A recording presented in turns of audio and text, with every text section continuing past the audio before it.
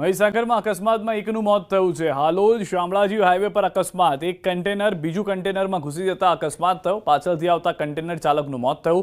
કન્ટેનરની કેબિનનો કચ્ચર ગાંઠ વળ્યો છે। પોલીસે ઘટના સ્થળે પહોંચી તપાસ હાથ ધરી છે। નર્મદામાં ચેતર વસાવાના ગઢમાં આપને મોટો ઝટકો લાગ્યો છે। બીજેપીએ ચેતર વસાવાના ગઢમાં પાડ્યું છે ગાબડું। ડેડિયાપાડાના તાલુકાના ટીલીપાડા ગામ ખાતે આપમાંથી 500 જેટલા લોકો બીજેપીમાં જોડાયા છે। ગ્રામજનો દ્વારા ઉમળકાભેર સ્વાગત કરવામાં આવ્યું છે। કાર્યક્રમમાં મહિલાઓએ ચેતર વસાવા હાય હાયના નારા લગાવ્યા। ટીલીપાડા ગામના લગભગ યુવાનો, વડીલો, માતાઓ, બહેનો 500 થી વધારે લોકોએ ભારતીય જનતા પાર્ટીનો કેસ ધારણ કર્યો છે। રાજકોટના ખોડલધામ નોર્થ ઝોન ગરબામાં બબાલ થઈ છે। એક શખ્સે છરી ઉગામતા 3 લોકો ઇજાગ્રસ્ત થયા છે। બેઠક વ્યવસ્થામાં કોઈ વીઆઈપી ગેસ્ટ આવતા તેમને પાછળ બેસવા જણાવ્યું હતું। આયોજકો સાથે અપશબ્દો બોલી છરી ઉગામતા 3 લોકોને ઈજા પહોંચી હતી। ઈજાગ્રસ્તોને ખાનગી હોસ્પિટલમાં સારવાર અર્થે ખસેડવામાં આવ્યા છે। વીઆઈપી સીટિંગ પર મહેકગીરી જગદીશગીરી ગોસ્વામી બેઠો હતો। છરી ઉગામનાર શખ્સ કોઈ અગ્રણી જ્વેલર્સના ડ્રાઈવર હોવાનું સામે આવ્યું। વીઆઈપી એન્ટ્રીમાં છરી સાથે લઈ પ્રવેશ કર્યો હતો। સમગ્ર મામલે ખોડલધામના પ્રવક્તા હસમુખ લુણાગરિયાનું નિવેદન છે। શખ્સ વિરુદ્ધ કડક કાર્યવાહી થાય તેવી અમારી માંગણી છે। એક શુભ નેક આશય સાથે આવા કાર્યક્રમ થતા હોય અને એવા આંગણે જો આવું કરે તો આવા શખ્સોને 100% કાયદાકીય રીતે સખતમાં સખત, કડકમાં કડક સજા થવી જોઈએ, જેથી કરીને આવી માનસિકતા ધરાવતા શખ્સો ભવિષ્યમાં ક્યારેય પણ આવા સામાજિક, ધાર્મિક કે સાંસ્કૃતિક કાર્યક્રમોમાં પ્રવેશતા પહેલા 100 વખત વિચારે। એટલે એમને સખતમાં સખત સજા થવી જોઈએ। વડોદરાથી સમાચાર। શાકભાજીના વેપારી પર હુમલો, મારામારીની ઘટના સીસીટીવીમાં કેદ થઈ। દારૂ બાબતે ટકોર કરતા માર માર્યો હતો। ઇજાગ્રસ્ત વેપારીને નવાપુરા પોલીસનો કડવો અનુભવ। અરજી આપી છતાં પોલીસે સમયસર એફઆઈઆર દાખલ ન કરી હોવાનો આક્ષેપ છે। મારામારીના સીસીટીવી વાયરલ થયા બાદ પોલીસ સફાળી જાગી હતી। પોલીસે બંને પક્ષે ફરિયાદ દાખલ કરી તમામ આરોપીઓની ધરપકડ કરી લેવામાં આવી છે। સુરેન્દ્રનગરમાં વન કર્મચારી પર હુમલો, મૂળી તાલુકાના સરલા ગામે બની છે ઘટના। હુમલાની ઘટના સીસીટીવીમાં કેદ થઈ છે। વનકર્મી મોટરસાયકલ પર બજારમાં પસાર થતા હતા ત્યારે 3 કારમાં આવેલા હુમલાખોરોએ કર્યો છે હુમલો થતાં વનકર્મી મોટરસાયકલ મૂકી ભાગી ગયા।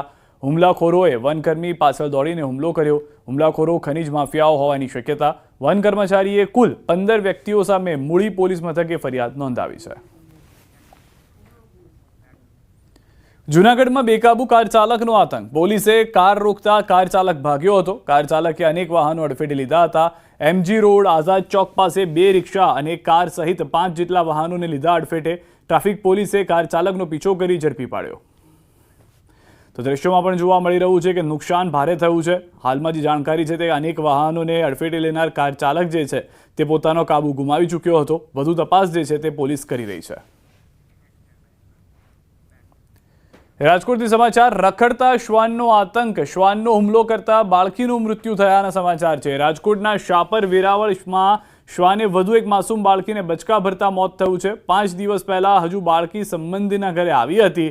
શ્રમિક પરિવારની બાળકી ઘરની બહાર રમતી હતી ત્યારે અચાનક શ્વાન આવી ગળાના ભાગે બચકા ભર્યા હતા।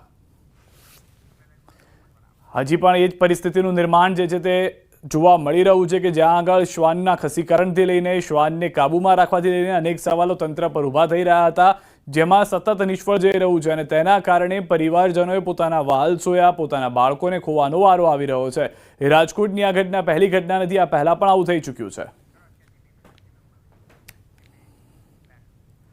અમદાવાદ શોપિંગ ફેસ્ટિવલ 2025-26ની તડામાર તૈયારીઓ કરવામાં આવી રહી છે। રાજ્ય સરકાર અને અમદાવાદ મ્યુનિસિપલ કોર્પોરેશનના સહયોગથી हालમાં हवामान विभाग तरफ आगाही કરવામાં આવી રહી છે। दोनों रीजन में ही आज हेवी रेनफॉल वार्निंग दिया गया है। गुजरात रीजन में कोई हेवी रेनफॉल नहीं है। सौराष्ट्र कच्छ में हेवी रेनफॉल वार्निंग दिया गया है। इसमें जो डिस्ट्रिक्ट आ रहा है पोरबंदर, जूनागढ़, द्वारका, गिर सोमनाथ, दीव और कच्छ के लिए दिया गया है। आइसोलेटेड प्लेसेस में इस डिस्ट्रिक्ट में हेवी रेनफॉल होने का संभावनाएँ हैं। येलो वार्निंग के साथ दिया गया है। अगले और 1 और 2 अक्टूबर को भी सौराष्ट्र कच्छ में हेवी रेनफॉल का वार्निंग दिया गया है आइसोलेटेड प्लेसेस में येलो वार्निंग के साथ। इसमें 1 अक्टूबर को जो डिस्ट्रिक्ट आ रहा है राजकोट, पोरबंदर, जूनागढ़, द्वारका, गिर सोमनाथ, दीव और कच्छ के लिए दिया गया है। और थंडरस्टॉर्म वार्निंग अभी गुजरात रीजन में अगले 2 दिन के लिए दिया गया है। और सौराष्ट्र कच्छ में अगले 3 दिन के लिए दिया गया है। इसमें thunderstorm with lightning wind speed 30 to 40 kilometre wind speed के साथ दिया गया है। और जो अभी हमारा फिशरमैन भाई के लिए वार्निंग दोनों गुजरात की उत्तर और दक्षिण तटीय क्षेत्रों जो है ऑफ एंड अलॉन्ग इसमें फिशरमैन वार्निंग दिया गया है अगले 4 दिन के लिए 30 से लेकर 2 अक्टूबर एंड 3 अक्टूबर तक। इसमें विंड स्पीड जो रहेगा 45 to 55 किलोमीटर और गस्टिंग टू 65 किलोमीटर प्रति घंटा में रहेगा। और डे 5 में खाली उत्तर गुजरात की तटीय क्षेत्र है, इसके लिए वार्निंग दिया गया है। स्क्वाली वेदर के साथ wind speed 45 to 55 gusting to 65 kilometre प्रति घंटा में रहेगा। अभी जो कोस्टल का जो कोस्टल बुलेटिन में हम लोग जो बोल रहे हैं उत्तर गुजरात की जो तटीय क्षेत्र है इसमें पवन का दिशा वेस्टर्ली टू नॉर्थ वेस्टर्ली और जो विंड स्पीड रहेगा 25 to 30 knots gusting to 40 knots. और जो साउथ गुजरात की south westerly to westerly wind speed जो रहेगा 25 to 30 gusting to 40 knots. Ahmedabad के लिए आज का जो पूर्वानुमान है हल्का से मध्यम बरसात रहेगा थंडर शॉवर के साथ। अभी जो सिनोप्टिक सिचुएशन अभी परसिस्ट कर रहे हैं हमारे लिए इम्पोर्टेंट है। एक oil mark low pressure area अभी परसिस्ट कर रहा है गल्फ ऑफ कच्छ के ऊपर। उसका जो एसोसिएटेड साइक्लोनिक सर्कुलेशन है extends up to 7.6 kilometre above mean sea level. इसका जो टिल्टिंग है साउथ वेस्टवर्ड है विथ हाइट। इसका मूवमेंट है north westward across Kutch during next 12 hours and इसके बाद ये नॉर्थ ईस्ट अरेबियन सी में निकलेगा और इसके बाद इंटेंसिफिकेशन होने का संभावना है इनटू डिप्रेशन में। इसका जो फर्दर मूवमेंट रहेगा west south westward there after north west Arabian sea के ऊपर। 2 ट्रफ लाइन पास कर रहा है। ये जो ऑयल मार्क लो प्रेशर है इसके 2 ट्रफ लाइन पास कर रहा है। हाल रोकाईશું એક વિરામ માટે।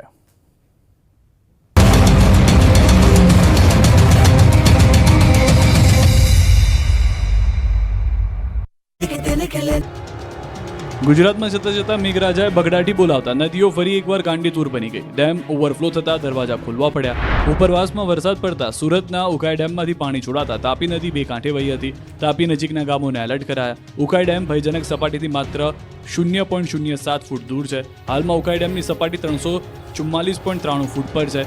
ભયજનક સપાટી 345 ફૂટ છે। હાલમાં 1,33,760 ક્યુસેક પાણી તાપી નદીમાં છોડવામાં આવી રહ્યું છે।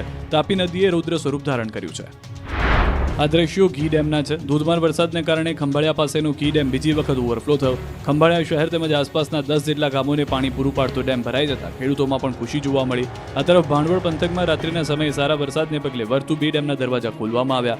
ભાણવડ વર્તુ 2 ડેમના દરવાજા 1 ફૂટ ખોલવામાં આવ્યા જેથી નીચાણવાળા વિસ્તારોમાં લોકોને એલર્ટ કરાયા। અમરેલી જિલ્લામાં ભારે વરસાદને કારણે નદી અને ડેમમાં નવા નીરની આવક થઈ। ધોધમાર વરસાદને પગલે શેત્રુંજી નદીમાં ઘોડાપૂરની સ્થિતિ સર્જાઈ તો ધારીનો ખોડિયાર ડેમ બીજી વાર છલકાયો। ખેતી પાકને નુકસાન થવાની ખેડૂતોને ભીતિ સેવાઈ રહી છે।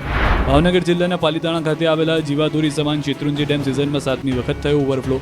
ઉપરવાસમાં પડેલા સારા વરસાદના પગલે શેત્રુંજી ડેમ ફરી ઓવરફ્લો થયો। શેત્રુંજી ડેમના 20 દરવાજા 1 ફૂટ ખોલવામાં આવ્યા। આ બાજુ અમરેલીના ખોડિયાર ડેમમાં પાણીની આવક થઈ। અમરેલી જિલ્લાનો સૌથી મોટો ખોડિયાર ડેમ વધુ એક વખત છલકાયો। ગીર જંગલ વિસ્તારમાં ભારે વરસાદથી ખોડિયાર ડેમમાં પાણીની બમ્પર આવક થઈ। ધારી ગીરના ગામડાઓના અને જંગલ વિસ્તારમાં અંદાજિત 4 ઇંચ જેટલો વરસાદ ખાબકતા ડેમના 3 દરવાજા 1.5 ફૂટ ખોલવામાં આવ્યા। આ બાજુ સુત્રાપાડા પંથકની નદીઓ 2 કાંઠે વહી। સુત્રાપાડાના અમરાપુર ગામેથી પસાર થતી સરસ્વતી નદીમાં ધસમસતા પાણી આવ્યા। સરસ્વતી નદી 2 કાંઠે વહેતા આહલાદક દ્રશ્યો સર્જાયા।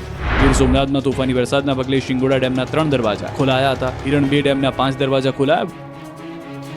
નવરાત્રીમાં મેઘરાજાએ અચાનક જ એન્ટ્રી કરી અને ખેલૈયાઓના રંગમાં ભંગ પાડ્યો। રાજ્યના કેટલાય વિસ્તારો